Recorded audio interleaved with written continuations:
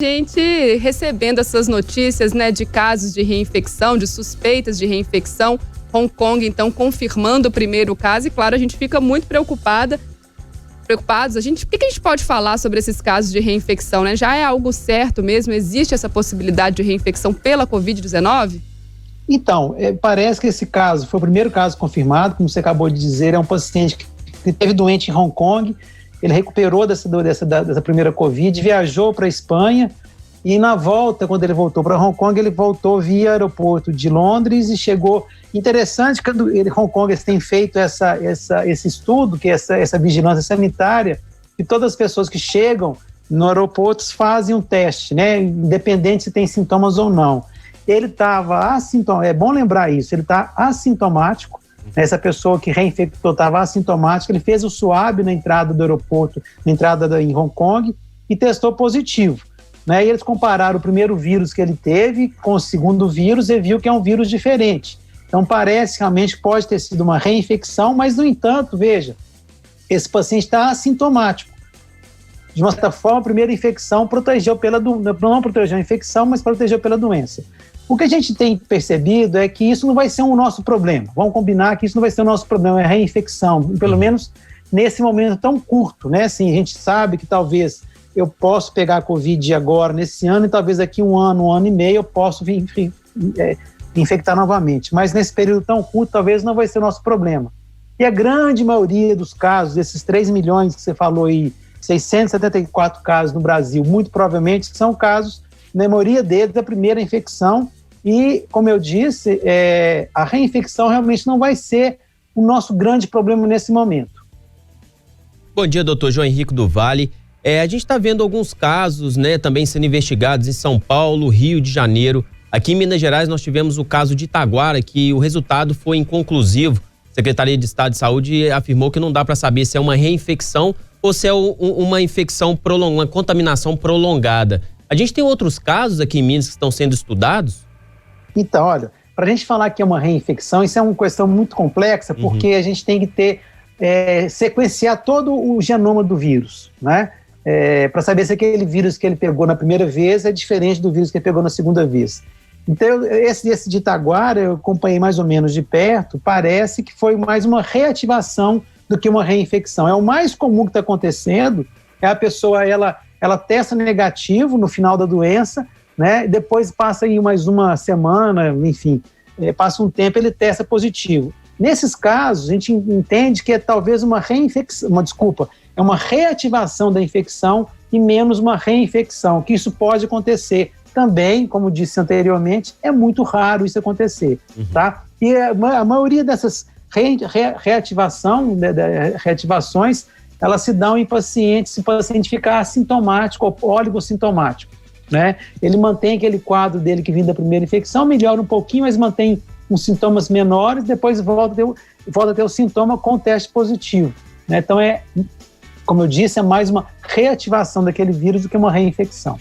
Só fazer uma correção aqui, a gente falou Itaguara, o caso de Itatiaiuçu ali, vizinha verdade. De Itaguara, na verdade, né? O caso de reinfecção, de suspeita de reinfecção. Doutor Unai, a minha preocupação quando a gente fala em reinfecção também, né? A gente está acompanhando, por exemplo, essa reinfecção de Hong Kong, que o paciente nem apresenta sintomas, né? Ele está assintomático, mas a preocupação também seria com essa pessoa transmitir o vírus, continuar transmitindo o vírus e a gente entrar aí num ciclo de não conseguir vencer essa doença porque a gente contava com uma imunidade. Já tem algum estudo nesse sentido de como é que essas pessoas, né, esses possíveis casos de reinfecção, elas transmitiriam menos? Olha, a gente não sabe, né? É um caso apenas e tal, mas a gente sabe de algumas coisas. A gente sabe, por exemplo, que a prevalência, né? Se eu for pegar a população de Belo Horizonte, né? Vamos pensar, nós estamos falando de Belo Horizonte, apenas menos de 10% da população de Belo Horizonte entrou em contato com o vírus. Então, ou seja, nós temos 90% da população suscetível a esse vírus. Então, mesmo que a gente, né, os casos de Belo Horizonte, a gente está reduzindo a ocupação, reduzindo a transmissão, mesmo que a gente nós estamos saindo dessa primeira onda, nós corremos o risco de ter uma segunda onda. Vocês veem, né, o que está acontecendo na Coreia do Sul, o que está acontecendo em algumas regiões da China, Japão, Espanha, né, vindo a segunda onda logo atrás da primeira. Então, nós, mesmo saindo, né, dessa infecção, independente se a gente pode reinfectar ou não, nós vamos ter que manter esses cuidados sanitários. Nós vamos ter que manter o distanciamento social, nós vamos manter o nosso uso da máscara, né, lavar as mãos, evitar aglomeração. Por enquanto, ainda não é momento de a gente relaxar, né, por exemplo, abrir boteco, abrir restaurante para confraternização, né, ficar aquela aglomeração ali dentro de espaços fechados, porque eu tenho falado de espaços fechados, porque é onde o vírus se transmite. E o lugar, talvez o lugar depois de hospitais, né,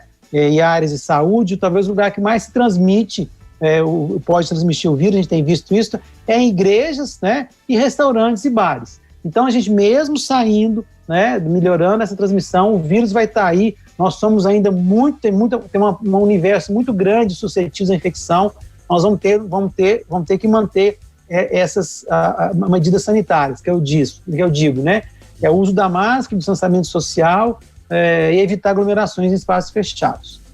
Doutor, quando você falou da reativação, né, do vírus, essa contaminação mais prolongada, eu fiquei na dúvida, tem um prazo ou não? Isso pode acontecer durante quantos meses? Porque a gente já viu outros casos aqui, até um ouvinte até acabou de mandar aqui, falando do zagueiro do Cruzeiro, o Léo, que teve essa reativação, ele tinha exames, deram que ele estava curado da Covid e depois mostraram que ele estava com a doença.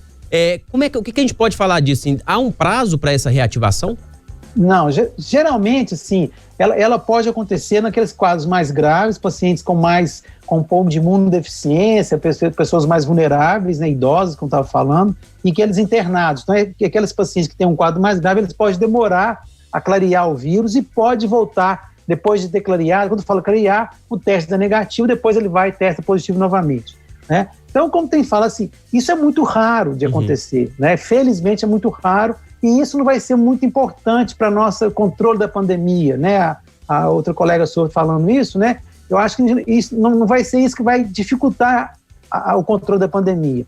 O que nós temos que manter, né, ainda, né, é o uso da máscara, o distanciamento social de 2 metros, tentar fazer evitar espaços fechados com muita gente, tá? Então isso que nós vamos ter que manter para poder controlar a pandemia e, claro, né, a gente tem contando com a vacina. Eu tenho certeza que a vacina vai chegar ainda no primeiro semestre do ano que vem.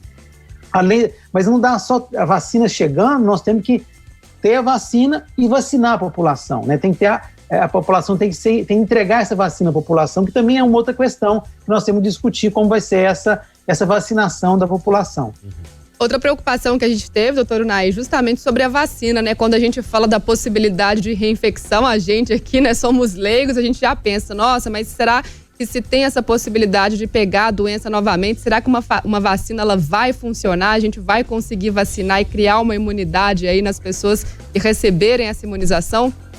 Veja, são mais de 6 plataformas diferentes de vacinas. Tem vacina de vírus vivo, atenuado, vírus morto, tem de RNA vírus, tem de adenovírus alterado, tem de proteínas virais. Eu tenho certeza, assim, isso é uma coisa que a gente tem muito claro. Né? Já são 8 vacinas em fase 3, né, de teste. A fase 3 é a última fase. Temos 2 já testando aqui no Brasil, uma aqui em Belo Horizonte, inclusive no FMG. Quando ela chega na fase 3, ela vai ser aprovada. Tem 90% de chance dela ser aprovada. A pergunta que fica, a gente não sabe, isso é uma questão que a gente não sabe ainda, é qual que vai ser o grau de eficácia dessa vacina. Então, por exemplo, a vacina da febre amarela, mais de 90% de eficácia. De sarampo também. Né? Da gripe, pra você ter uma ideia, tem ano que ela chega a 60%, tem ano que ela chega a 40%. E mesmo assim, nós mantemos a campanha de vacinação. Então, mesmo que a vacina tenha uma eficácia um pouco menor, né, não é durar. A gente não sabe também quando vai ser a duração dessa vacina. Talvez a gente tenha que vacinar a cada período, não sei se é 1 ano, a cada 2 anos, como acontece com a vacina da gripe. Mas veja bem, mesmo se essa vacina tiver uma eficácia reduzida de 60%, 70%, a gente está contando que ela vai reduzir a possibilidade da pessoa ficar gravemente enferma. Então já é uma coisa interessante. Então a pessoa não vai mais ir para o hospital, vai ficar só doente, entre aspas, né? Que já é uma vantagem muito grande. Então a gente tem uma perspectiva interessante de enfrentamento da pandemia, mas as pessoas vão ter que continuar tendo alguns cuidados, né? Isso que eu estava acabando de falar, o uso da máscara e o distanciamento social. Agora, essa questão da vacina, quando a gente tiver uma vacina aí, né, aplicando na população, passou por todas as fases de teste, Se o coronavírus sofre uma mutação, por exemplo, fica mais fácil produzir a próxima vacina, igual a gente vê com a gripe, né? A vacina da gripe, ela muda todo ano aí. Fica já uma receita pronta e aí faz essa mudança de maneira mais rápida? É uma pergunta interessante que parece, assim, ter pouco tempo, parece que essas mutações do coronavírus é uma coisa que todo mundo fica pensando, né? Ele é um RNA vírus, aí, portanto, ele muta muito, mas parece que não é um problema para o coronavírus. Por exemplo, para nós, né? As mutações que estão ocorrendo não vai afetar muito na vacina. E claro, se ele tiver uma mutação que ainda foi detectada, né, que possa vir a ser um outro tipo, né, um outro subtipo, a produção da vacina contra esse subtipo fica mais fácil também. Mas parece até então, até agora, essas mutações não estão dando dor de cabeça para nós, os pesquisadores e os cientistas, por enquanto. Né? Elas não são pontuais, essas mutações. Doutor, a gente fala muito da vacina, mas também tem muitos estudos de medicamentos, né? Como é que você está vendo isso? Assim, já tem, estamos tendo, algum medicamento está sendo usado aqui em Belo Horizonte, que está dando certo, que está fazendo bem aí? Como é que você avalia essa situação? Olha, essa notícia que não é muito boa, sabe? Assim, infelizmente, a produção de medicamentos para um vírus novo, no caso, ela é mais complexa. O exemplo do HIV demorou uns 10, 15 anos para ter um coquetel, né? O famoso coquetel, lá em 96, que realmente salvou as vidas, fez a diferença. Nós estamos tentando reposicionar as drogas, né? Tentamos reposicionar, é o nome que a gente dá, né? A cloroquina não deu certo, né? Vários não estão dando certo. O Remdesivir parece que ele tem um benefício muito, muito, muito marginal. O Remdesivir, que é um medicamento também, ele é muito complexo, que ele é uso venoso. A gente está fazendo essa pesquisa nas todas as clínicas, usando o Remdesivir. A única droga, né, que se mostrou que reduziu a mortalidade em 30% nos pacientes internados mais graves foi a velha e conhecida dexametasona, que é um corticóide, a gente usa ela há muitos anos, né?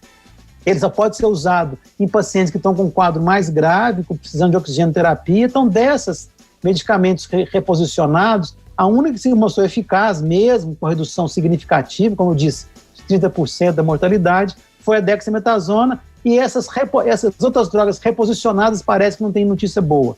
Agora, a produção de novos medicamentos ela é mais complexa, sabe? Mas uma notícia boa é que a gente tem a produção de anticorpos, a gente chama de anticorpos monoclonais. Assim.